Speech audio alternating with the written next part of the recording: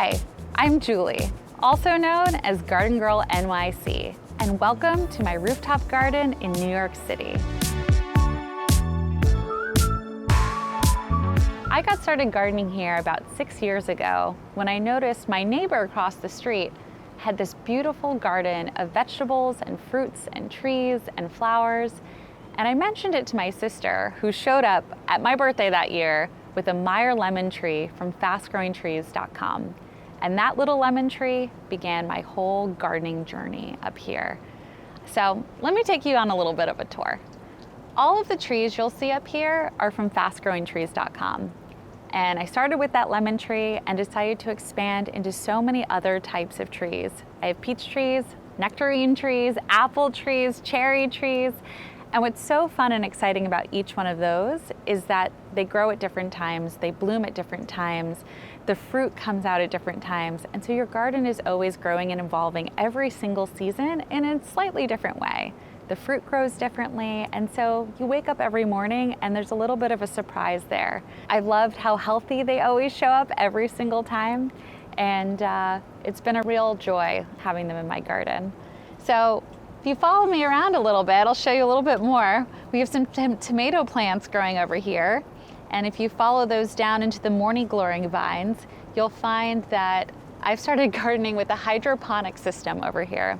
And so that only uses water and nutrients. And I've grown tomatoes, I've grown kale, I've grown lettuce, I've grown herbs, we got some zucchini growing. And it's been a fun new way to try out a different type of gardening. You know, the interesting thing about gardening in New York City is that a lot of people didn't think it was possible. I didn't really think it was possible before I started growing this garden. And so I'll have friends show up just one-on-one or at a dinner party or at a bigger party or for cocktails that are grown from garden to table cocktails. And they'll say, I can't believe this all came from your garden. But I've also grown salads and pasta salads, and it's just a really wonderful thing to share with friends and family and neighbors and help inspire them to realize, you know what, I have a little plot of land, I have a tiny little balcony, I have a windowsill. Could I grow herbs? Could I grow this plant? And those are the questions I always get from friends and family, like, could I do this? Could I do this tree? And so I start to ask them, well, what's your light like? Which direction does your window face? Do you have a lot of wind up there? You know, how often do you want to care for your plants? And it started this really wonderful community here in New York City where people start to experiment. So my biggest plant baby of the moment right now, I initially thought it was a watermelon. And I pulled some friends and they said, maybe it's a watermelon, maybe it's a dragon egg, maybe it's, who knows, honeydew. And eventually, as it's grown bigger, I've realized that it is actually a cantaloupe. And I could really tell that from the texture of the skin. It's just, when you pick these up in a grocery store, they're usually not green to start. And what I realized is as they grow larger, that's when they start to get on that yellowish, whitish color. So that's my biggest surprise of the moment. But I'm also growing ornamental corn. And again, that was another thing. My grandma grew up in a farm in Indiana and they had fields worth of corn. And so when I mentioned to the family that I was growing corn, they thought I was absolutely insane. But here we are growing some ornamental corn. This is not usually the stuff that you eat off the cob, but you can pop it into popcorn or just use it as more of an ornamental thing during Halloween and the holidays.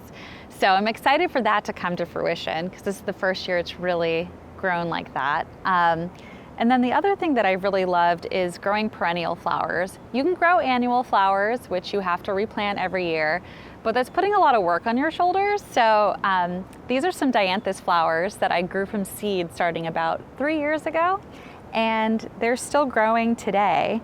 And they're actually surrounded by raspberry bushes that are a little off season at the moment. They're not producing, but they will in another month or so. And I usually have handfuls of raspberries. So these are some of the plants that I'm really excited about in my garden.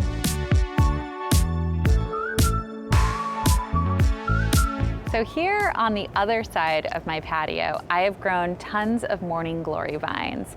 And the idea here is I have this giant window that looks into my apartment. And so from the other side, when you look out, you really see that this is a garden out here. And in the morning, there are purple morning glories that are blooming all around. It also attracts tons of pollinators. So bumblebees love wiggling into those blossoms, and I love watching them wiggle their little butts in there every morning. It's so funny. I also have these beautiful lavender plants from fastgrowingtrees.com.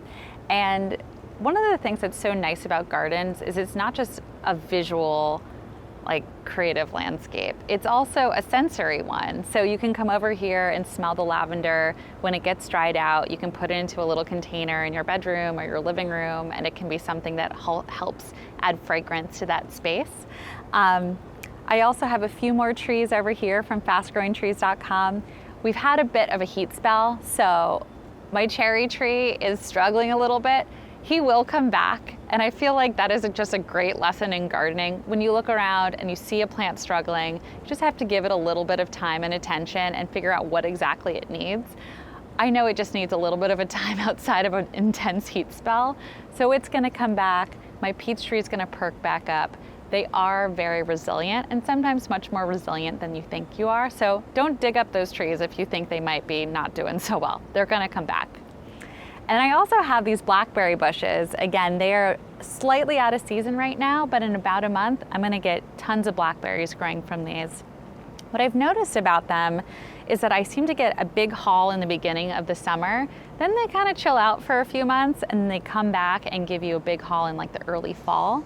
So again, it's just another kind of seasonal surprises that's always happening with these plants and trees.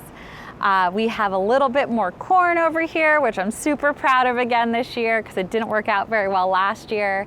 And then we have this Rose of Sharon tree, which is my other shining glory of this summer. I've eyed these trees forever and decided it was time to finally get one from fastgrowingtrees.com, and I just love the blossoms. Another one of these like really big pollinator attractors. So I always want bees and wasps and butterflies and anything that will carry pollen from one blossom to another, and the bees love this tree. So highly recommend this one. And then if we move over here, got a few more morning glories, some tomato plants popping out over there. And then my uncle from Colorado got me this Alberta spruce tree, which is a baby Christmas tree. And growing up in New York City, I always wanted an outdoor Christmas tree that I could put presents under and decorate with ornaments and even do some lights with. And I haven't added any presents beneath this one, but I do decorate it every year with solar lights and little baby ornaments. And it becomes this really festive area of my deck every year. And then I have a little bit of blueberry plants over here that bear fruit every single year. It's always super surprising for me. But they're another one of my treasures and joys. And you know, I've been really impressed and by all the trees that have arrived in my apartment from fastgrowingtrees.com. Again, it's really surprising to even me that I'm able to grow all of this. And whenever I receive a tree or a plant from them, it arrives in amazing condition, which is kind of wild. But it's really allowed me to trust this company and the people who work there, and know that when I buy a Rose of Sharon tree, that it's gonna show up with blossoms on it and really thrive in a way that I would expect and hope it would. So thank you for joining me on this garden tour. I'm so happy you were able to experience and get a glimpse into a little bit of greenery in New York City and see that you can grow a little bit of a jungle in this urban jungle too.